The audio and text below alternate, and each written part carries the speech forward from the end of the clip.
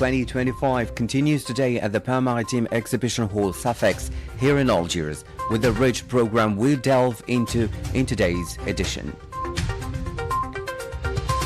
On the sixth day of the IATF 2025, a number of Algerian companies and institutions have signed several agreements and contracts with African companies. On the sixth day, several participants highlighted Algeria's growing role in boosting intra-African trade and strengthening economic integration across the continent.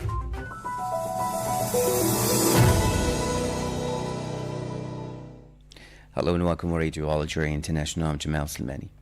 The President of the Republic, Supreme Commander of the Armed Forces, Minister of National Defense, Mr. Abdelmajid Tebboune, has offered his sincere condolences to the members of the People's National Army as well as the family of Master Corporal Ammari Saifuddin, who fell as a martyr during a common operation in the Tipaza military sector.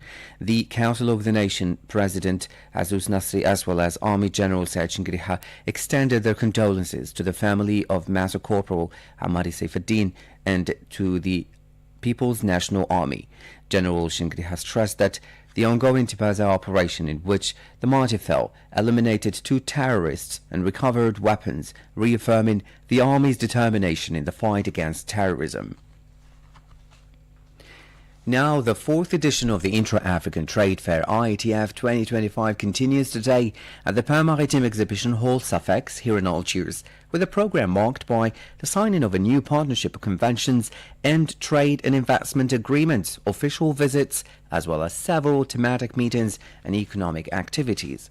On the 6th day of the Intra-African Trade Fair 2025, a conference entitled From Policy to Practice, AFCFTA, Private Sector Platform and the African Sector Hearings, marked by a new milestone in continental trade discussions. Our reporter Essebekar attended today's event and had the following report. The conference focused on the African private sector hearings that have been put in place to facilitate policy, hold discussions with the private sector, and more importantly, address the challenges facing the private sector in Africa and make sure that the voice of the private sector is heard. Participants underlined the vital importance of SMEs in boosting Africa's trade and economy. Their integration into the African Continental Free Trade Area is seen as essential for building inclusive growth, strengthening regional value chains, and opening new markets for African entrepreneurs. The Executive Director of the Pan-African Chamber of Commerce and Industry, Mr. Kabur Gina, spoke about the objective of the African private sector hearings. So we have actually now put in place a platform with the AFCFTA Secretariat, which brings the private sector and the Secretariat to discuss on any issues that are impacting the AFCFTA. It could be problems with customs, it could be internal logistical problem, it can be movement of people. So all those issues will be discussed in the open, and decisions or consultative ideas will be brought to the attention of the Secretariat. And I think this regular interaction between the private sector and the AFCFTA Secretariat and the government will be good for the integration of the continent and also for expanding trade across the continent. For her part, Ms. Cynthia Gnasingbe Esonam, Senior Advisor in charge of private sector engagement at the African Continental Free Trade Area Secretariat, said the hearings are a platform for the private sector to discuss its concerns with the Secretariat of the African Continental Free Trade Area to culminate in tangible solutions. So the hearing is really a consultative forum where the private sector comes to express their challenges, and the Secretariat and other partners and stakeholders are there to provide the solutions together with the private sector. Of course, following the hearings, as we said, there are going to be some conclusions, policy brief that will be probably issued. Some of these cases will probably need further analysis. So Behind, there's going to be some work to be done from the Secretariat and the private sector, and also the policymakers, to ensure that these particular challenges are addressed. By amplifying the role of the private sector, the Secretariat of the African Continental Free Trade Area promises to turn policy into real opportunities for African businesses. Assia Bakart, Radio Algeria International, the Exhibition Hall, Algiers. Now, several other activities were also held at the SAFEX. For more details, our reporter Mohamed Khatil is now joining us live from SAFEX. Mohamed, hello. How is the 6th day of the IATF going on?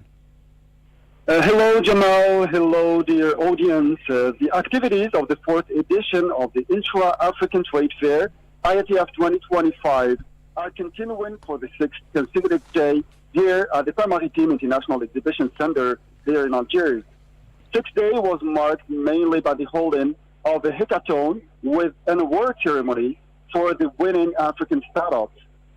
In addition to the holding of a meeting on the potential of digital trade for borderless Africa, along with side events such as the African Automotive Show, the African Research and Innovative Hub, the AU Youth Partnership or Startup Program, as well as the trade exhibition, in addition to B2B meetings.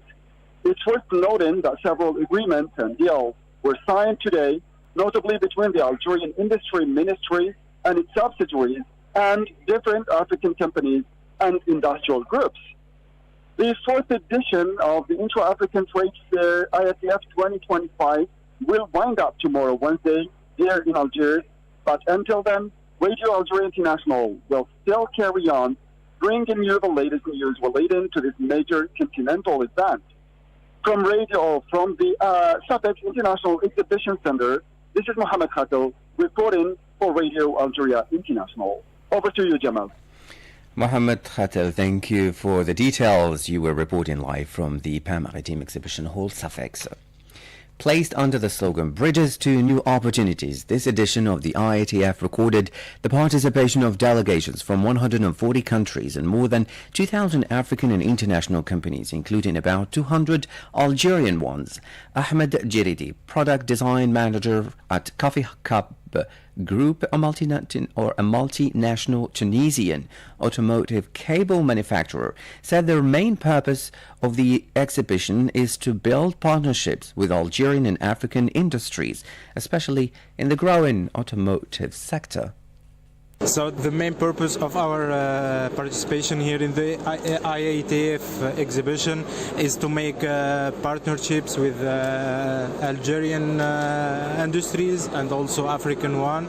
Also to make some businesses, especially in the automotive industry, as the automotive industry is evaluating in the Algerian market. I was totally surprised with the bigness of the fair, where we met a lot of businessmen, a lot of industries.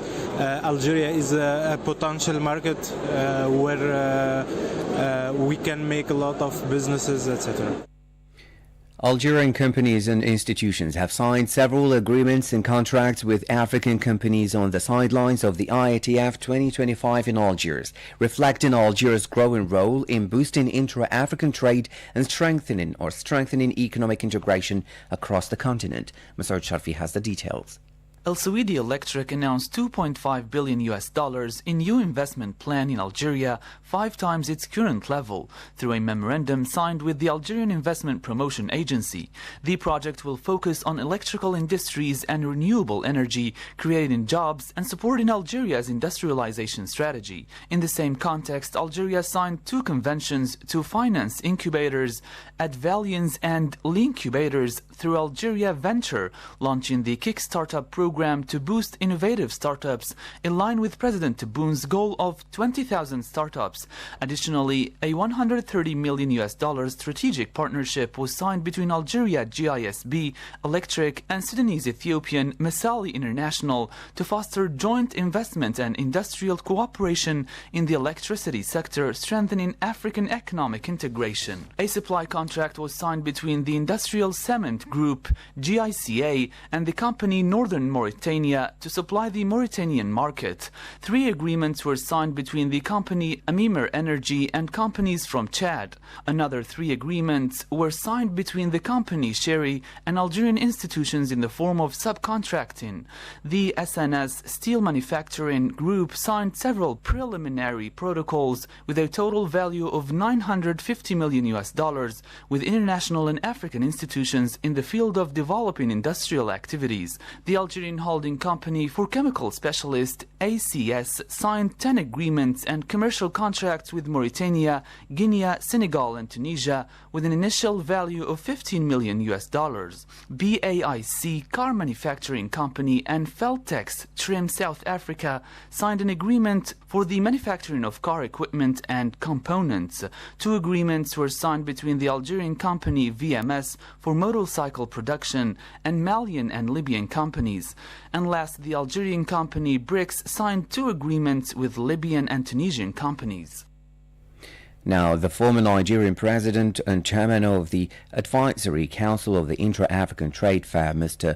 Olusegun Obasanjo, has praised at the Palais des Expositions Pain-Maritime in Algiers the high level that marked the 4th edition, highlighting in this regard the efforts of the President of the Republic, Mr. Abdelmadjid Tebboune. Over the past 8 years, we have had 4 editions of IATF, and each edition has been moving from one level to a higher level. Let me take my time to acknowledge the effort that the President of Algeria People's Democratic Republic has put into this. Even a month ago, when I came, I had my apprehension, and the President said, don't worry, we will make this the best and the largest, and he has achieved that. In the interest, of course, of Algeria, and in the interest of Africa, and in the interest of global Africa.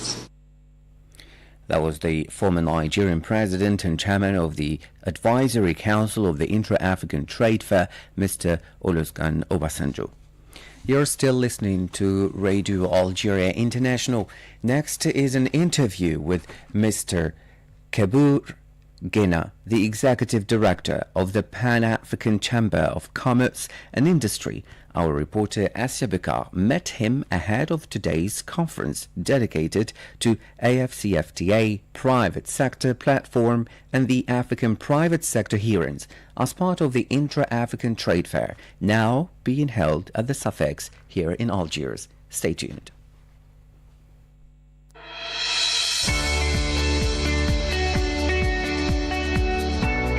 Hello there and welcome on the waves of Radio Algeria International. We're still ensuring the coverage of the IATF 2025, and today we're talking to you from the pavilion of the Pan-African Chamber of Commerce and Industry, and I am happy today to have with me the Executive Director of the Pan-African Chamber of Commerce and Industry, Mr. Kabour Guena. Thank you so much for being with us. You're very welcome.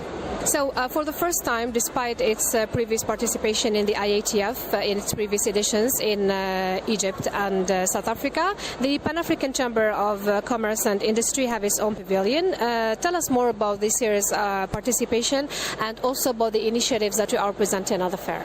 Okay, you're right. This is the first time that we've had actually our own pavilion with also members of the Pan-African Chamber of Commerce and Industry. The last the last stand actually that we had was in Durban, and so from one stand to a 280 square meter pavilion, we made a great progress. Why? Because I think our members are getting more and more trustful about the organization. They started believing with the work that we do, and this particular pavilion is done in collaboration with UNDP. Actually, we split the cost of this pavilion, and here we are actually because we basically brought up members from 17 countries actually in this pavilion.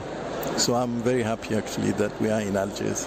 So when you talked to APS, Algeria Press Agency, you said that this year you are presenting 3 initiatives. The Pan-African Chamber of Trade and Commerce is presenting 3 initiatives. Tell us about them. The one initiative that we are also presenting here is an initiative that we've worked out with the African Continental Free Trade Area Secretariat. And the initiative is unique. As you know, in many instances, when the Secretariat and also the discussion about the AFCFTA were progressing, the role of the private sector was not really too clear. There have been some contact with the private sector, but nothing in terms of, let's say, regular discussion. So we have actually now put in place a platform with the AFCFTA Secretariat, which brings the private sector and the Secretariat to discuss on any issues that are impacting the AFCFTA. It could be problems with customs, it could be internal logistical problem, it can be movement of people.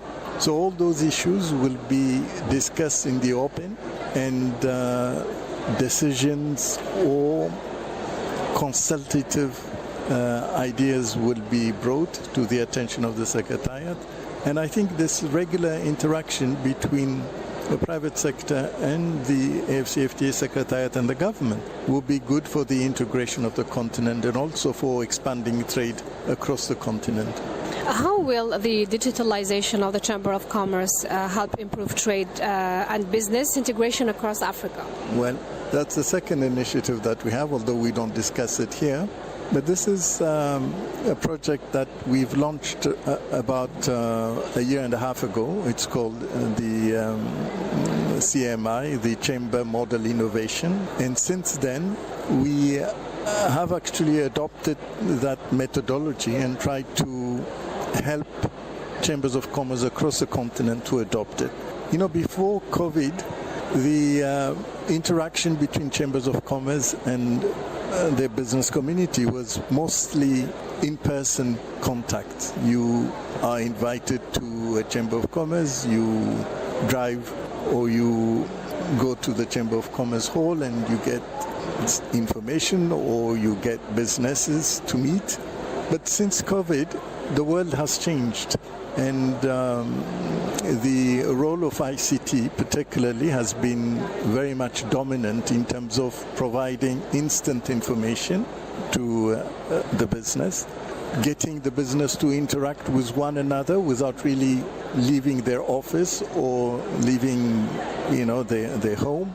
And so the whole idea of the CMI is to provide instant information to businesses that require it. It could be information on standards, it could be information on investment codes, it could be information on ease of business, registration, and so on and so forth. So we have launched it, but we're still looking for, I would say, financial support from various institutions to launch it across the continent. You spoke about the free trade area, and you said that it's promising, and you mentioned a few challenges. From them is to fix the regulation, issues related to logistics and everything. What is your vision to deal with these challenges the best way? You know, this is a project that everybody seems to support and like. Africa, doing business with Africans, actually. But there are